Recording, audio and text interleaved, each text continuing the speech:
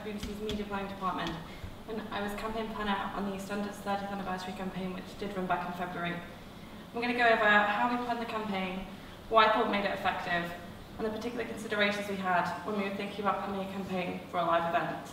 So, as a bit of a summary on what the campaign was about, Eastenders celebrated its 30th anniversary with a special week of programming, with each episode across the week having some form of live element. The storyline centred around revealing the killer of Lucy Beale, a storyline which had begun the previous Easter, so almost a year prior. We ran a big campaign around Lucy's murder, so this is a high-profile storyline, and the resolution had been a long time coming for Eastenders fans. It was also hopefully still a storyline the public in general were aware of. The killer was finally revealed to be Ian Beale's son Bobby during a double-billed episode on the Thursday of Live Week. So our campaign objectives at the outset were to really make this a national moment and get everybody talking about Eastenders. We had a really broad target audience of pretty much everyone. To enable our audiences to celebrate with us and find a way to be a part of the national discussion around the reveal of the killer, and also to include the audience as a voice in our marketing campaign. To reach outside our airwaves and a head turning away. Eastenders is a huge property for the BBC in terms of young audiences, and to grab their attention and really engage with them, we had to go into their environments outside the BBC, speak to them directly, and find a way to cut through chatter in these social spaces. And to the really measurable objectives, we wanted an audience peak of 12 million when the killer was revealed. We wanted our average overnights for the week to be 10 million. And our ultimate objective, to make Eastenders 30th the biggest moment in UK soap history, so not setting our sights too high. Luckily, we had some really great creative to launch the campaign with. We started with a 70-second launch spot, which we ran after Eastenders. We hope this would be a spot Eastenders superfans would pick up on and start chatter on social media around Live Week. And we can play the trail now, please.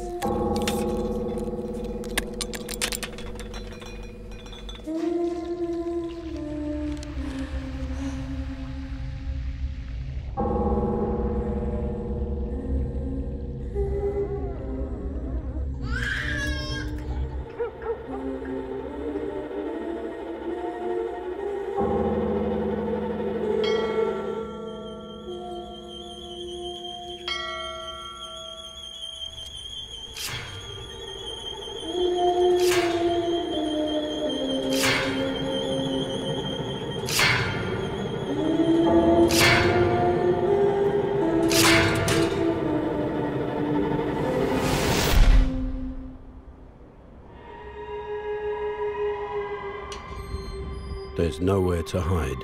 EastEnders, a killer exposed, coming soon on BBC One. So our overall TV plan was to begin with that really impactful 70-second launch spot. So we continued on with cut-downs of that cinematic piece of creative in the build-up to Live Week. We utilised the cut-downs as well as 3-second blips and 5-second countdowns in order to give us a really varied trial inventory, which both allowed the creative to feel fresh to the audience across the 3-week lead-in, and allowed us to secure spots in as many junctions as possible, as we had different second-length options so it could be more flexible. Across Live Week itself were daily ATVs which mirrored the story's progression. We really concentrated our available ratings into Live Week, so changing up the creative daily kept the campaign feeling reactive at the moment. We also ran these ATVs after each episode in Live Week, whereas we might normally navigate in a credit squeeze to the next episode in a series. We knew we had new audiences coming in for Live Week who were not regular EastEnders viewers, so it's a good use of our promotional airtime to hammer home the next day's TX time, as they might not be aware. We built up our airtime and resources to drive viewers to Thursday's double bill episode, which was the reveal episode, with spots in peak junctions after Wednesday's episode, and in every peak junction in the lead up to Thursday's episode. We also sacrificed the junction between the one show, which had been an EastEnders special, and the first episode of Thursday's double bill, with the one show presenters throwing directly into the opening credits of EastEnders. Although we were often coming up with really creative ways to play around with our promotional airtime, I think removing it completely really highlighted to the audience that this was different and special, a big moment not just for EastEnders, but for BBC One as a whole brand. So here's the laydown of the TV campaign as a whole. I thought it was worth showing this just to highlight my point earlier about building up our airtime and resources to one media focal point across the week. Across a 5-week campaign, we placed a third of our overall ratings just into Live Week. This made Eastenders a really consistent presence across BBC One and Live Week. We were reflecting the national conversation that was happening around the show on our airwaves and showing what our priority this week was as an event on the BBC. Another really inventive piece of creative on this campaign was the use of vox pop trails. We ran 2 vox pop trails, one ahead of the reveal on Thursday and one post-reveal. Including the audience in our creative made them and the nation feel a part of the campaign, and also made the campaign feel like it was really the topic of the moment, with real people discussing it. These are also really quick turnaround trails. We had them live on air the day after the reveal, which made them feel really relevant and reactive. We also ran the pre-reveal vox pop as a now version on other BBC channels directly ahead of the first episode on Thursday. Even though this is a version that could only TX once, it worked really well with the reactive feel of the trail. So the pre-reveal vox pop trail, which, as you'll see, utilised BBC talent from around the business, and I think it was really effective.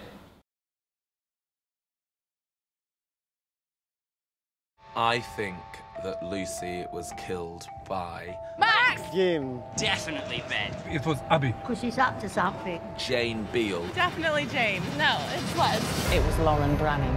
Oh, it has to be Lauren. She just looks the most suspicious. Ian Bill. Ian Bill. I know he did it. Because he hated her. She's always jealous of other people. Denise, it's standard. I think it's Abby and Max together. When will we find out? All will be revealed. EastEnders, now on BBC One.